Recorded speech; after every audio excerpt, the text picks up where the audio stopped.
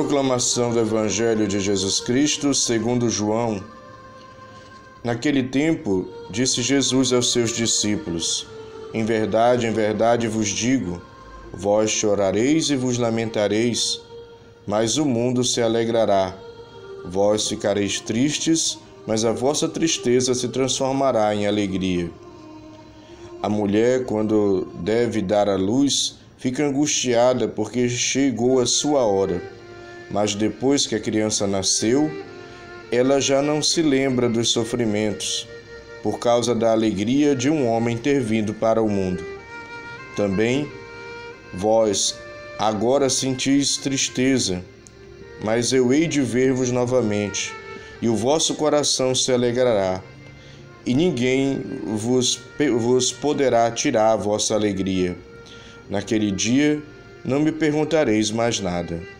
Palavra da salvação.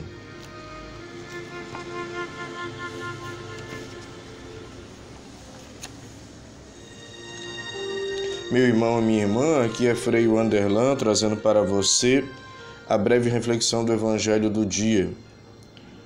Hoje nós meditamos o Evangelho segundo João, capítulo 16, versículos de 20 a 23. Esse Evangelho é uma continuidade do Evangelho de ontem, que terminou exatamente com essa frase: vós chorareis e vos lamentareis, mas o mundo se alegrará. E aqui ele continua seguindo essa mesma lógica deste Evangelho. Significa que o sacrifício que nós fazemos hoje para viver a graça de Deus, amanhã terá seus frutos. Nós colheremos bons frutos e por isso, de uma tristeza inicial, passaremos para uma alegria a partir dos frutos feitos através do sacrifício. Eu gostaria de acrescentar a essa meditação o fato da grande dificuldade que nós temos com o sofrimento. Tem pessoas que perguntam por que nós sofremos. É porque Deus quer? Não. É porque Deus castiga? Não. Nós sofremos porque entrou o pecado original na humanidade, e quando o pecado original entrou na humanidade, nós perdemos um dom original, um dom préternatural, a teologia chama, com que Deus criou a humanidade em santidade, na santidade originária. Que dom era esse? O dom da impassibilidade. O que é a impassibilidade? A ausência de sofrimento.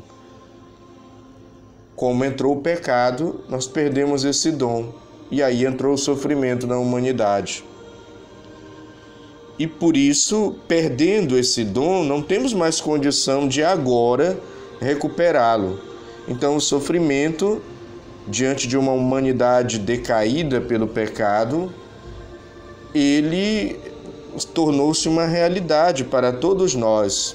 Ninguém está excluído. O sofrimento é uma coisa ruim, mas que atinge a todos. Poderíamos dizer altamente democrática, não faz distinção de pessoa, de classe social. Mas eu não estou aqui para falar que o sofrimento é uma coisa boa. Muito pelo contrário, ele é uma coisa ruim. Mas Jesus, ele nos ensina a aprendermos a tirar das coisas ruins da vida um bem maior. Se a nossa natureza está decaída e é inevitável sofrer porque perdemos o dom da impassibilidade, então é preciso aprender a usar essa dificuldade, esse problema a nosso favor e não contra nós.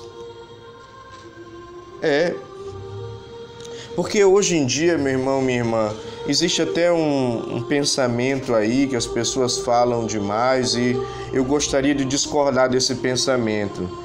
É aquelas pessoas que dizem assim: não se pergunte por que você sofre, mas para quê. Está errado, desculpa dizer. Sofrimento não tem porquê, sofrimento não tem para quê. Na verdade, diante do sofrimento, a nossa postura é decidir o que nós vamos fazer com aquele sofrimento. O que eu vou fazer com os fatos da vida que me decepcionaram? O que eu vou fazer com os fatos da vida que me machucaram? O que eu vou fazer com os fatos da vida que me maltrataram, de alguma forma estão me incomodando? O que eu vou fazer? Eu vou me revoltar? Não vai adiantar, só vai piorar. Eu vou me desesperar? Também não vai adiantar, só vai piorar. Eu vou me entregar à tristeza, ficar me lamentando daquilo o dia inteiro, também não vai adiantar, só vai piorar. Eu vou alimentar um medo que vai me paralisar e não vai me deixar ir para frente, não vai adiantar, só vai piorar. Eu vou ficar remoendo isso dentro de mim, lembrando e criando uma espécie de ressentimento e fazendo mal para mim mesmo, também não vai adiantar, só vai piorar. Então, o que eu faço? Eu vou desistir? Eu vou entregar os pontos? Não vai adiantar, só vai piorar se você tiver essas atitudes. Então, desistir, se revoltar, desanimar, se entregar à tristeza, alimentar medo, alimentar mágoa e se desesperar, não resolve os sofrimentos da vida, não é solução, só pioram. Então, o que eu devo fazer com as coisas ruins que me acontecem?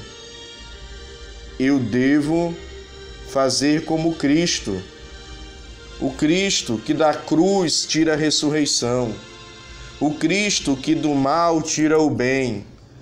O Cristo que daquele acontecimento negativo da sua paixão, ele tirou ressurreição, vida nova.